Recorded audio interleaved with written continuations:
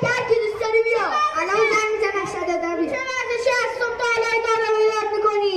با شما وقتی ندارم. یه خورده عقب‌تر، یه خورده فاصله بدید. الو سلام 110. پشت به بچه‌ها نباش. که پیامک میکنم بیاد. سلام بله بفرمایید. بگیر جلوش حرف بزنه. سلام بله بفرمایید. این آقا صبح تا از سر کار خسته و گفته برگشتیم میخوایم بخوابیم. هی سر صدا میکنه. آقا راست میگه ما شاهد چی؟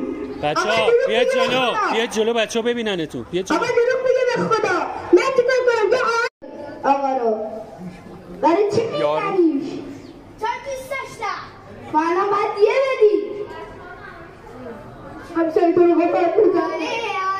آره آقا اسخر کپک. آره وقتی اینجوری میکنی باید این کارا یادت باشه که الان میرسی اینجا اینجوری نکنی. آره مدد خسروی تو رو قرآن زاد بده. من دوباره اینجوری کنم که دوباره تو سر صدا کنی. آره نه خیر من رضایت نمیدم. آقا دور بودم تپه بودم به